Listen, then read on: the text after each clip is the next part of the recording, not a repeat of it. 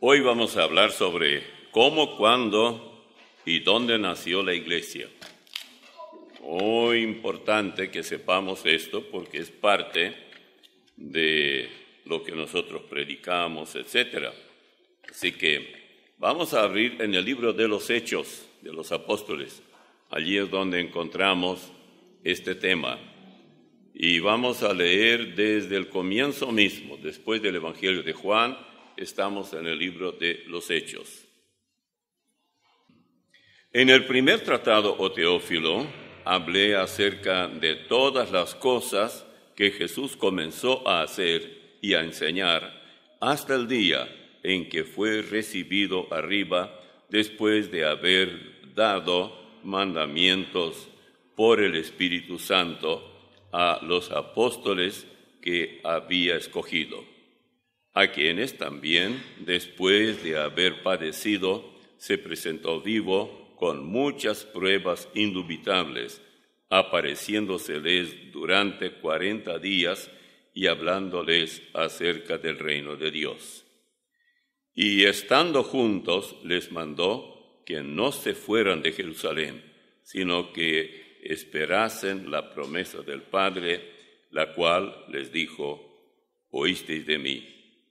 Porque Juan ciertamente bautizó con agua, mas vosotros seréis bautizados con el Espíritu Santo dentro de no muchos días.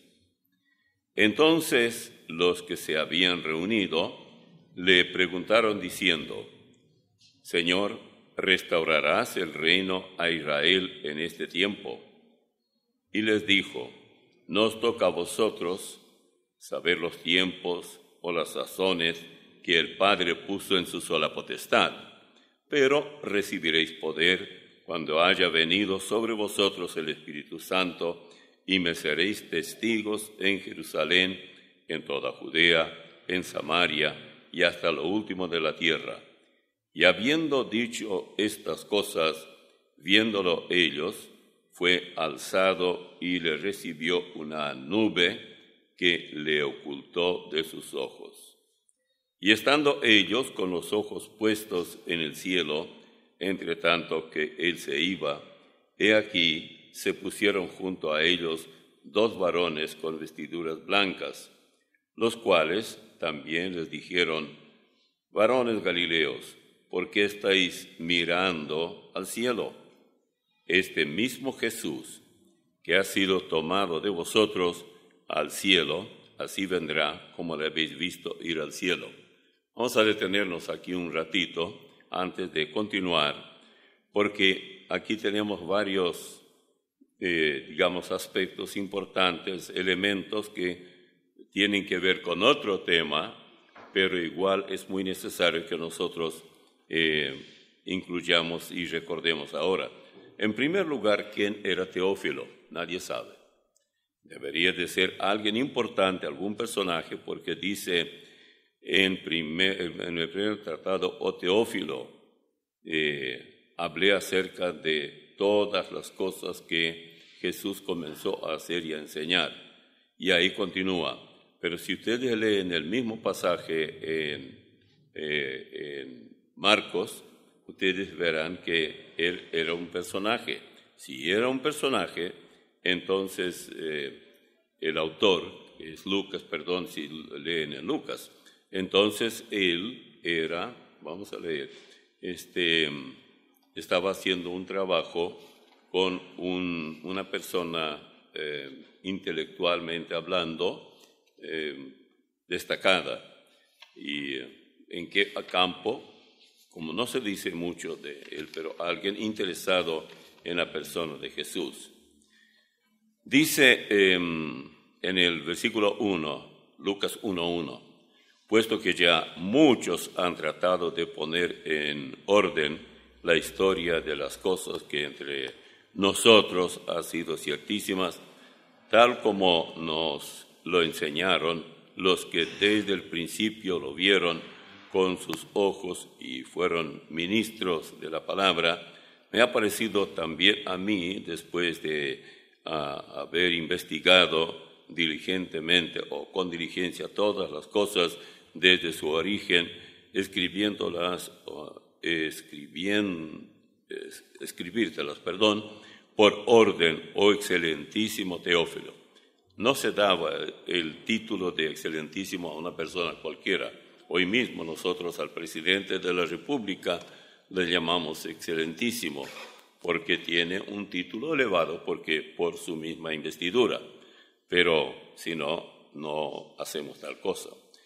Luego, siguiendo la lectura, desde el principio, la parte que él insiste, no se vayan de Jerusalén, quédense en Jerusalén, porque la pregunta de ellos era fundamental, era, ¿restaurarás a Israel el reino, o sea, la autonomía de la tierra de Canaán, que será para ellos, porque estaban bajo el gobierno de Roma? Él dijo, esto no es asunto que ustedes tienen que saber, esto tiene su tiempo y llegará el momento. Hasta hoy no ocurrió. Claro, ellos tienen allí ahora autonomía, pero el territorio de ninguna manera es todo lo que ellos hubieran esperado, porque es mucho más, les falta muchísimo.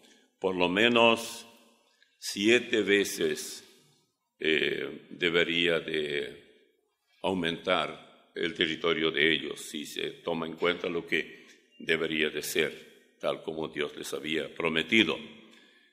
Cuando seguimos leyendo, encontramos que Él les dijo, no se vayan de Jerusalén, quédense allí.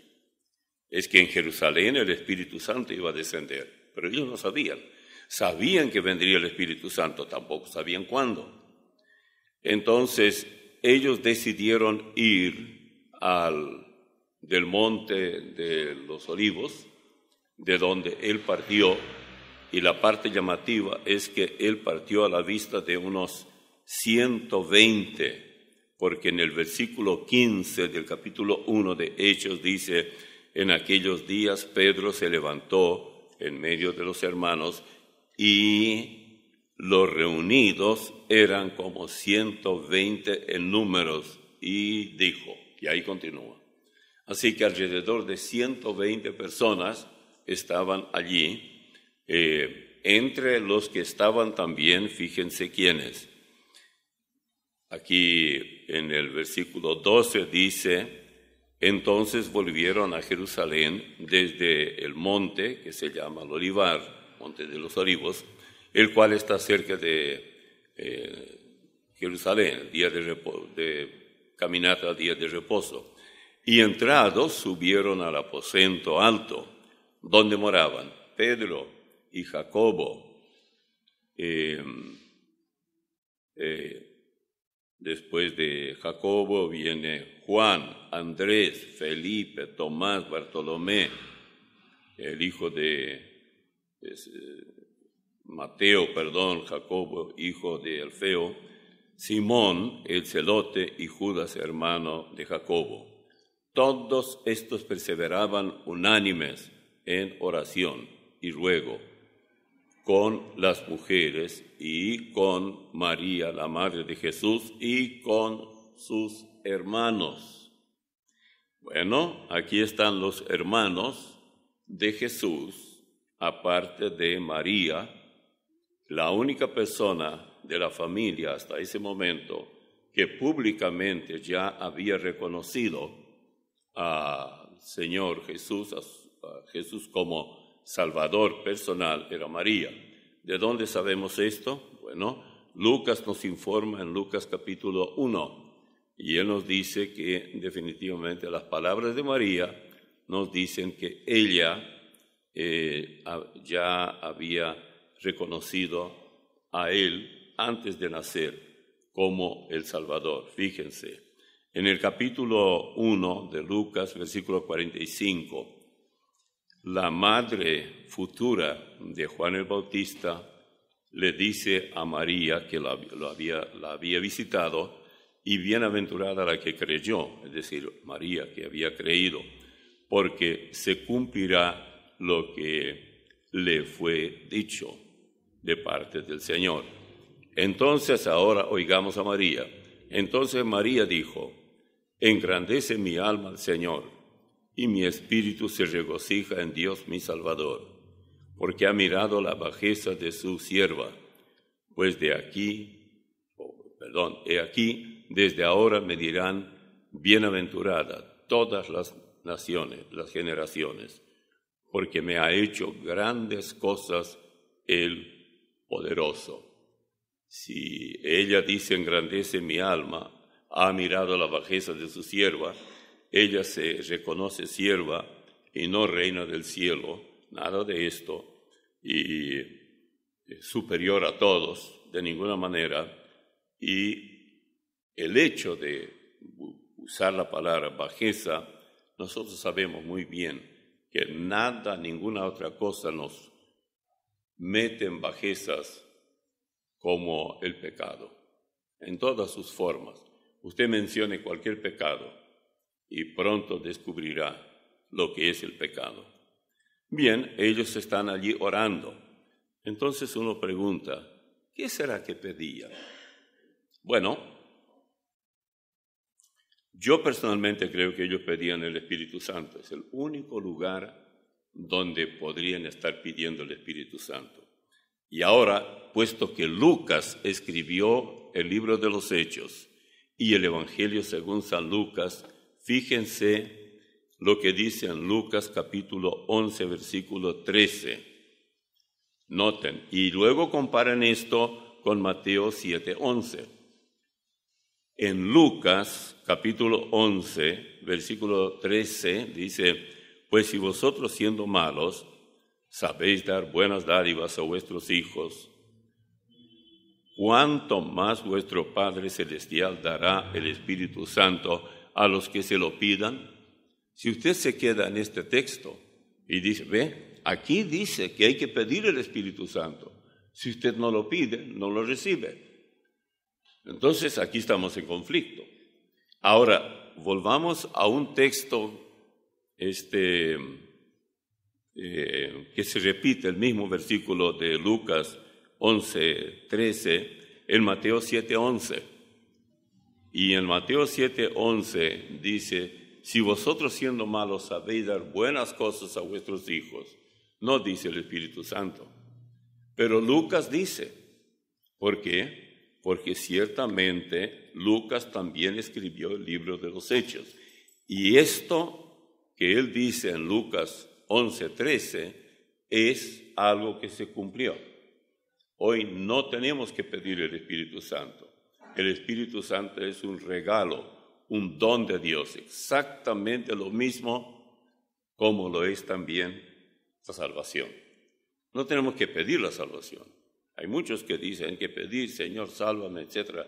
Yo no sé de dónde sacaron eso, porque la salvación está disponible. Hay que recibir al Señor Jesucristo, es todo. Él dice, he aquí estoy a la puerta y llamo.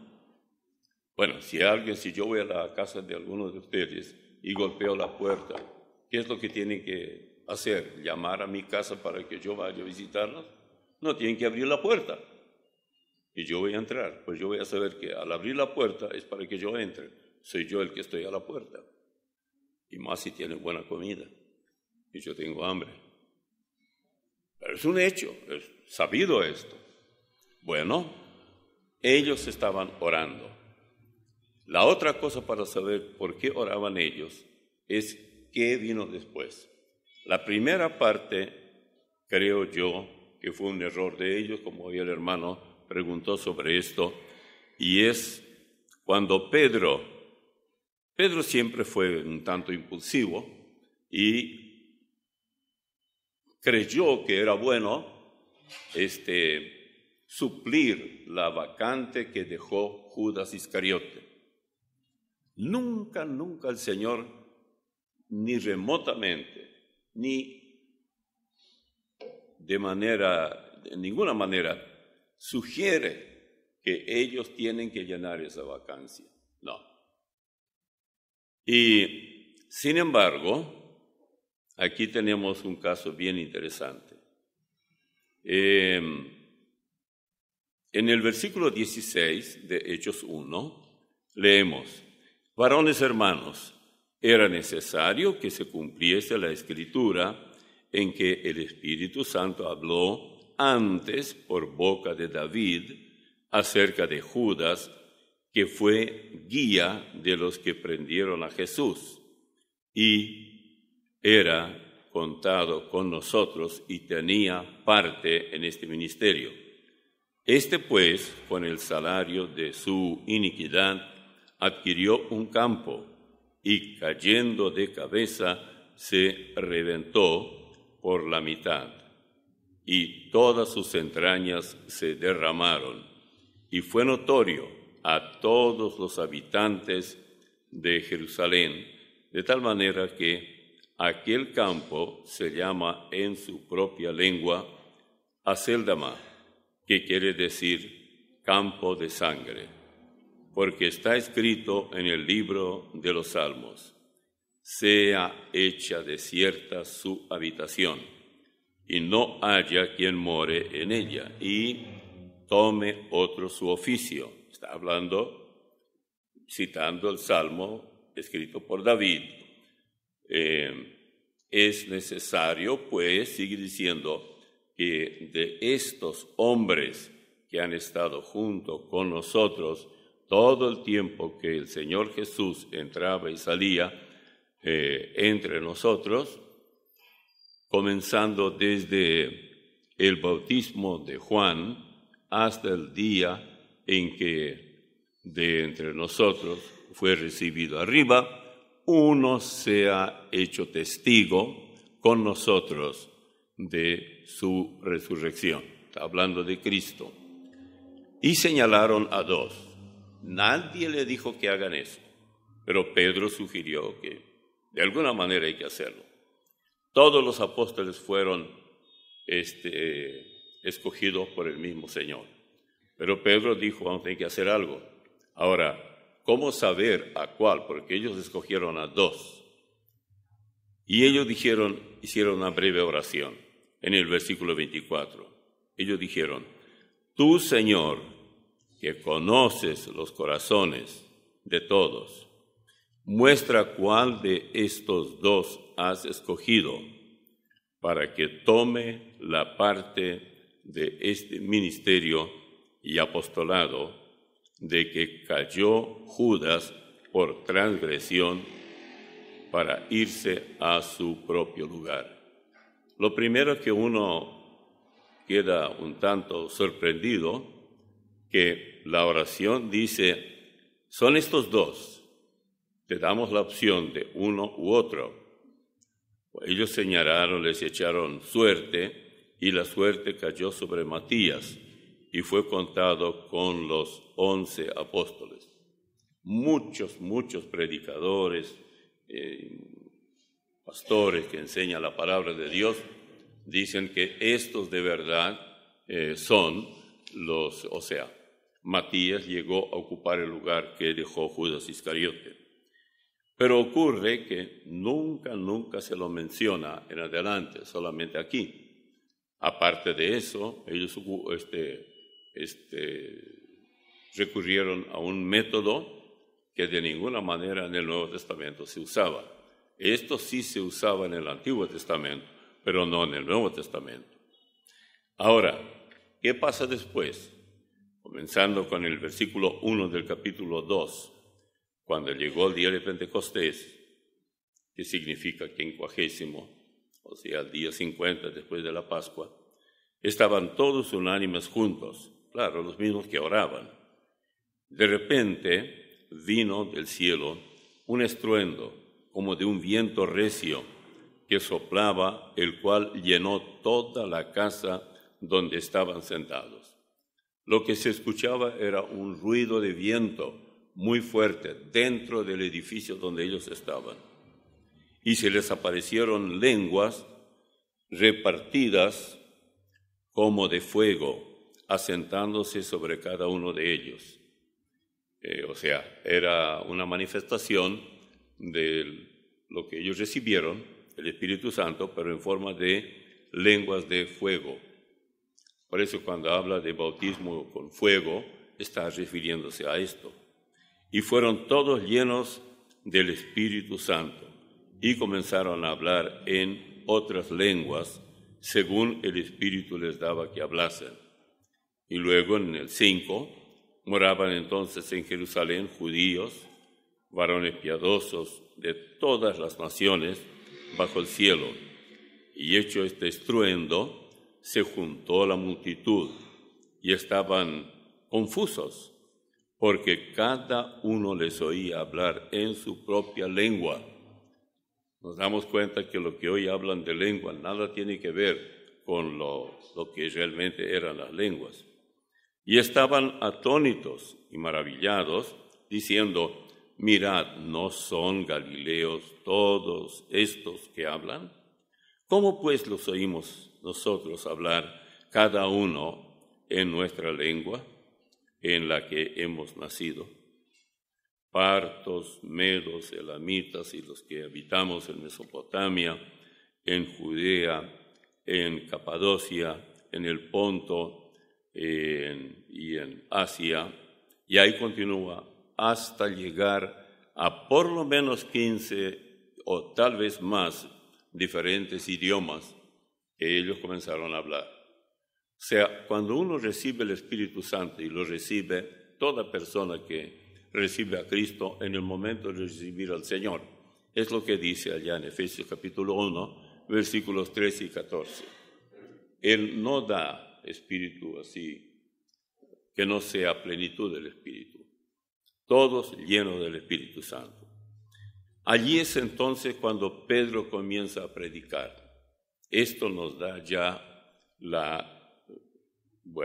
diríamos, información de cómo nació la iglesia y dónde.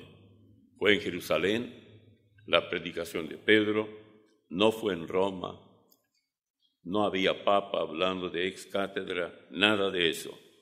Fue allí en Jerusalén donde Pedro habló.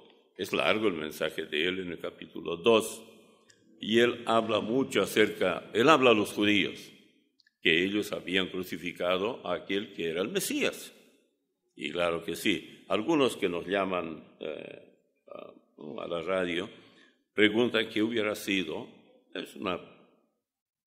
No hay problema especular así, si los judíos lo hubieran aceptado como Mesías. Bueno, habríamos vivido ya la cuestión del milenio, y de toda esa vida tan única habría sido historia, pero seguiríamos viviendo eso, porque Él estaría gobernando el mundo entero. Nada de lo que hoy ocurre en el mundo, desastres y toda la tiranía en cuanto a gobernantes que han habido en tantos países y hoy todavía hay, estaríamos sufriendo hoy. Nada de eso, porque Él tendrá otro gobierno, pero ellos se deshicieron de Él y Él tuvo que morir.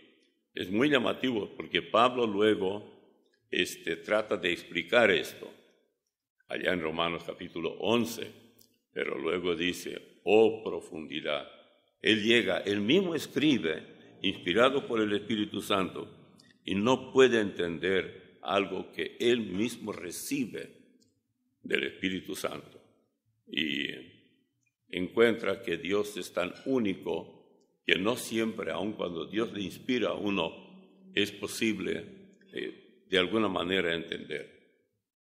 ¿Por qué? Porque diciendo en pocas palabras, explicándole en pocas palabras, a lo que él llega es esto: Dios envió al Mesías para salvar primeramente a los judíos, luego, consecuentemente, a los gentiles también. El Evangelio llegaría como llegó a los gentiles. Los judíos rechazaron con el correr del tiempo. Al rechazarle, ¿qué pasó? Bueno, los gentiles aceptaron.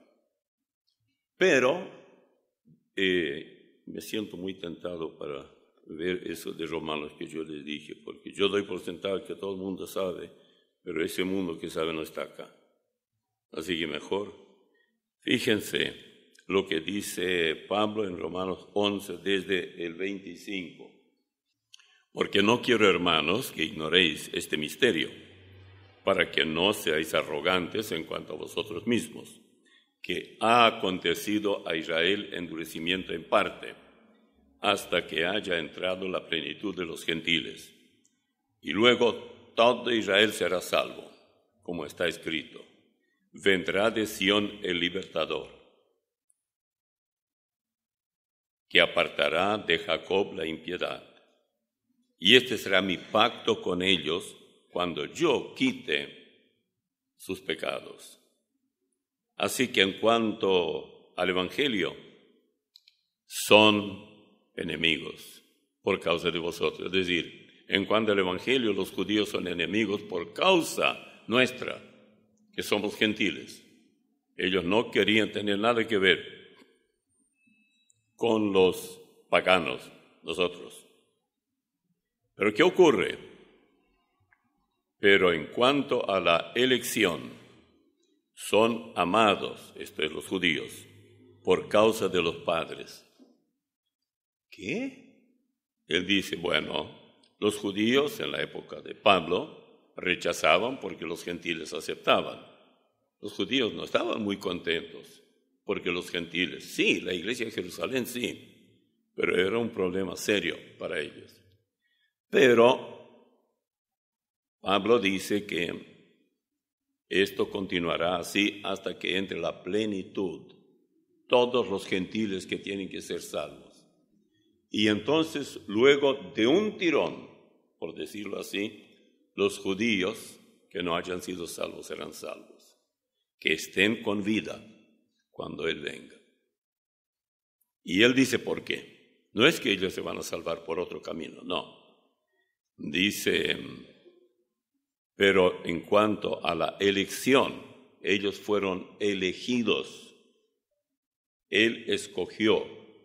Nunca debemos confundir cuando la Biblia dice que hay quienes fueron escogidos, elegidos, ¿cómo diríamos? Que ya Dios determinó quiénes serán y quiénes no. Habla de los judíos. No hay tal cosa como escoger para que éste sea salvo y el otro no. Porque irrevocables son los dones y el llamamiento de Dios. O sea, no son revocables. No es posible así nomás olvidar. Dios no lo va a hacer, lo que Él escogió. Y miren lo que dice después. Pues como vosotros, versículo 30, también en otro tiempo erais desobedientes a Dios, pero ahora habéis alcanzado misericordia por la desobediencia de ellos. Así también estos ahora han sido desobedientes para que por la misericordia concedida a vosotros, ellos también alcancen misericordia. Sí, en una época los gentiles, los paganos, eran paganos justamente por eso. Vivían rindiéndole culto a todo tipo de dioses inventados por quién sabe quién. A los demonios rendían culto. Pero ahora que Israel se cerró y no quería saber nada de ellos, aprovecharon los gentiles a gozar del evangelio que ellos rechazaron. Es muy llamativo porque cierta vez una mujer que pedía socorro del Señor y dijo, socórreme, tengo un serio problema. Era una necesidad de salud de su hija o cosa por el estilo. Y él dijo, no es bueno tomar el pan y darlo a los perrillos, a los hijos, sacar de los hijos y dar a los perros. Es muy fuerte eso.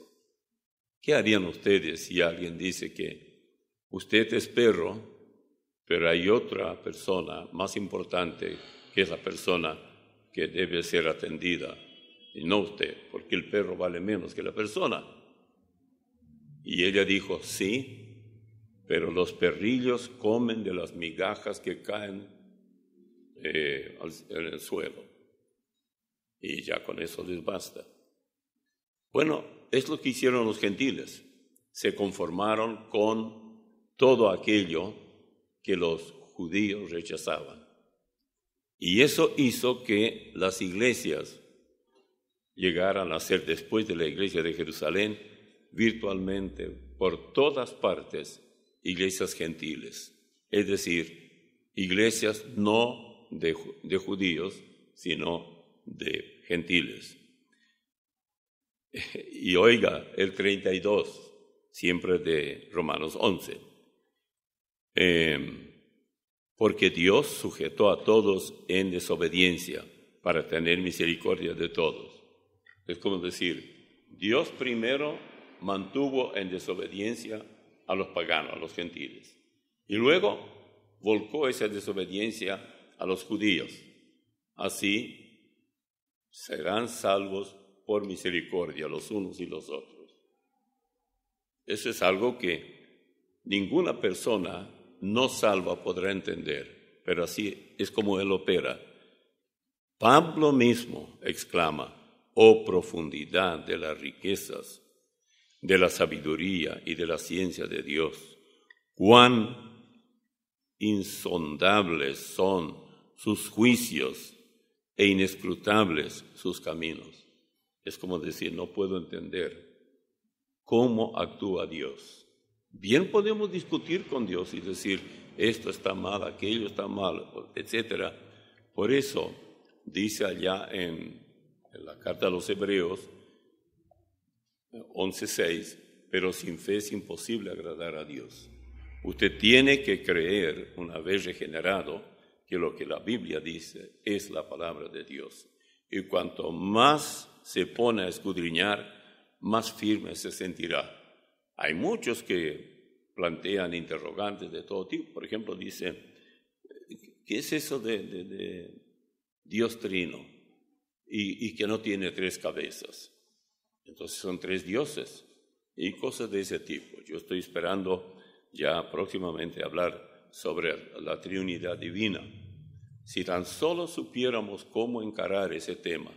Y ahora me doy cuenta que hay jóvenes en nuestra iglesia que tienen interés en compartir el mensaje del Evangelio con gente, bastante educación en la universidad, etc. Bueno, mi deber es, de alguna manera, armar, es decir, ofrecerles armas para saber cómo defenderse y cómo hacerles ver la verdad, porque muchos de aquellos que entran en conversación de ese tipo tienen de veras interés en saber, y no es ningún orgullo ser ignorante.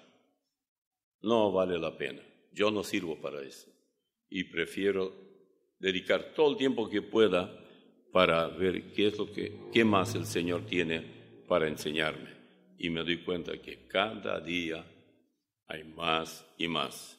No puede ser de otra manera. Ahora, una vez que la iglesia nació, y porque se bautizaron allí mismo en el Hechos capítulo 2, dice que fueron bautizados 3,000. Bueno, eso es bastante. Y en el capítulo 4 dice que de nuevo fueron bautizados 5,000. Fíjense bien lo que dice. La gente estaba creyendo en cantidades grandes. Dice en el versículo 40 del capítulo 2, y con otras muchas palabras testificaba y les exhortaba diciendo, sed salvos de esta perversa generación. Así que los que recibieron su palabra fueron bautizados, y se añadieron aquel día como 3,000 personas, y perseveraban en la doctrina de los apóstoles, en la comunión unos con otros, en el partimiento del pan y en las oraciones. Y cuando ustedes van al capítulo 4, leen en el versículo 4. Pero muchos de los que habían oído la palabra, creyeron. Y el número de los varones, solamente hombres, ¿no?, de los varones era como 5,000. Así que si usted agrega las damas aquí, que tal vez más o menos la mitad, o póngale menos, pero si era la mitad, entonces serían 10,000 más 3, son 13,000 miembros ya había en la iglesia. ¿Cómo marchó después la iglesia? Si ustedes escuchan bastante nuestra emisora, la Radio América, se habrán dado cuenta que hay muchas preguntas relacionadas con el romanismo. Y ahora, cuando algún papa por ahí sale haciendo sus giras y todo eso, con más razón van los periodistas detrás para poder hacer sus maniobras también. Aquellos de ustedes que dicen oyen que alguien le dice que hay solamente una iglesia y que esa iglesia salva, o usted se salva a través de esa iglesia. En tal caso, nuestro Señor era mentiroso. Él dice, yo soy el camino y la verdad y la vida. Nadie viene al Padre sino por mí. La iglesia, cualquiera que sea, todavía no ha salvado a una sola persona. ¿Por qué? Porque no le fue derivado esto. El único Salvador, ninguna iglesia murió por nuestros pecados. Por mí murió el Señor Jesucristo. Pero escuche esto, un papa llamado Inocencio III, Cuarto Concilio de Letrán, Constitución 1, 1215, ex cátedra. Cuando un papa habla de ex cátedra, quiere decir que todo es verdad. Y usted tiene que tragarse toda esa mentira y decir, es verdad, ya está. Dice, es verdaderamente una iglesia universal, la católica, de los fieles, fuera de la cual absolutamente nadie es salvo. Así que si ustedes quieren creer a los hombres mentirosos, dejen esta iglesia y vayan acá cerquita, está una que tiene su campanario y todo, es fácil reconocerla. Y cuando hace pen, pen, pen, está diciendo miento, miento, miento, y tienen que seguir haciéndolo. Escuche esto, el Papa Bonifacio, a mí ese Bonifacio me suena a fideo, Bonifacio VIII, Unam Sanctam, 18 de noviembre 1302, ex cátedra. Oiga, por fe animados estamos obligados a creer y mantener la única Iglesia católica y esa apostólica, y firmemente creemos y simplemente confesamos esta Iglesia, fuera de la cual no hay ninguna salvación ni remisión de pecados. Además, declaramos, proclamamos, definimos que es absolutamente necesario para la salvación que toda criatura humana esté sujeta al pontífice romano. Bueno, si usted quiere ir a ser papa allá en Roma, los demás tienen que sujetarse a usted, si usted llega a ser papa. Luego hay otro, por ejemplo, la Inmaculada Concepción de María. Tenían que inventar algo para rendirle culto a ella también. No tengo nada en contra de ella, pero en la Constitución Ineffabilis Deus del 8 de diciembre de 1854, bastante reciente, el Papa Pío IX pronunció y definió que la Santísima Virgen María, en el primer instante de su concepción, por singular privilegio y gracia concedidos por Dios, en vista de los méritos de Jesucristo, el Salvador del linaje humano, fue preservada de toda mancha de pecado original. ¿Cómo hacer que la gente crea que María no tuvo pecado? Como dice, la única manera es que la mamá de ella tampoco tuvo. Pero entonces si la mamá de ella tampoco tuvo, la mamá de la mamá también, o sea, la abuela de María. Y si a eso vamos, la tatarabuela también, o la bisabuela. ¿Hasta dónde vamos a llegar con eso? Entonces ellos inventaron otra cosa. Ellos dicen que la impecabilidad de María consiste en un fenómeno, milagro, que era como tener un vaso que el sol le alumbra y uno puede ver adentro, por ejemplo, si hay agua o qué, y se ve.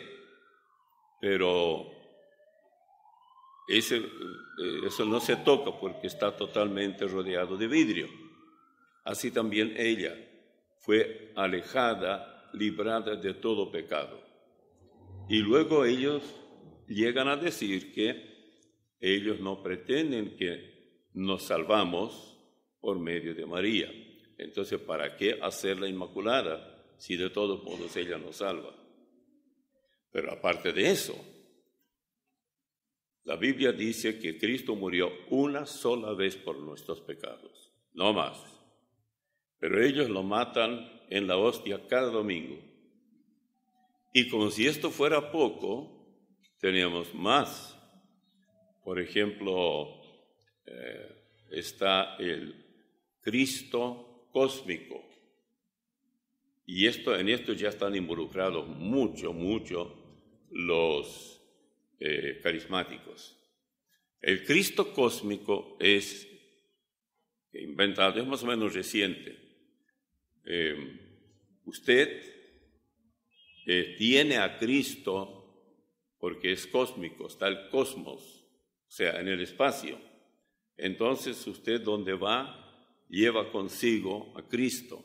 Usted es apenas un estuche, pero nosotros también creemos que Cristo, mediante el Espíritu Santo, habita en nuestro ser y que es bueno, insistimos en esa parte. Pero de eso al cósmico que ellos enseñan, ahí no hay nada del Espíritu Santo ni nada de eso, sino que el Señor Jesús, al que esperamos que regrese y que hoy está intercediendo por nosotros, es cósmico. Usted mismo intercede por usted. Usted mismo es el Cristo. Usted mismo se perdona. Usted mismo no tiene por qué tener temor de nada ni de nadie. O sea, usted no puede ofender a Dios de ninguna manera porque esto sería como ofender usted a usted mismo. Así que todas estas cosas uno ve y dice, ¿hasta dónde hemos ido?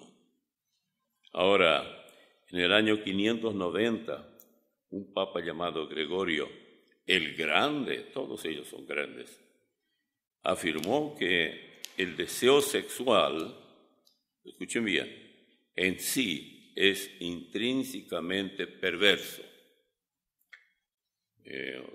Por eso ellos son todos célibes, como era Lugo.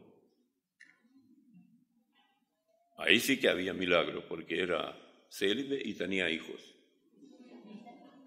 Eso no cualquiera puede ser. Así que hay que tener 2 milagros, hay que hacer para llegar a ser canonizado.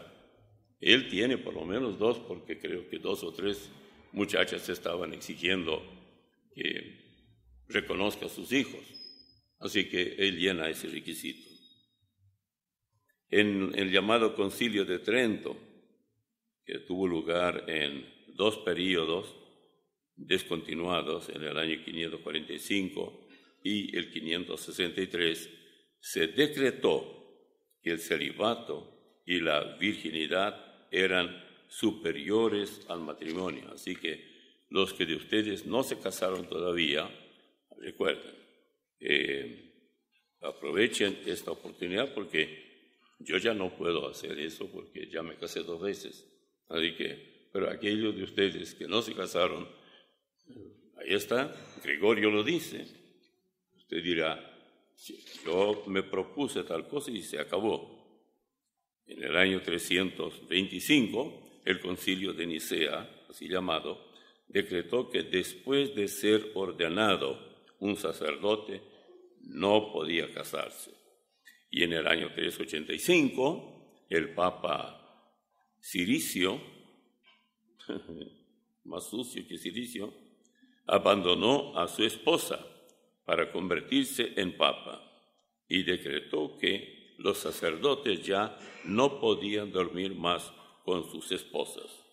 Y en el año 567, el concilio de Tours determinó que el clérigo que fuese encontrado en la cama con su esposa, no sé cómo van a buscarlos, tienen que hacer un agujero en la puerta para mirar si están o no.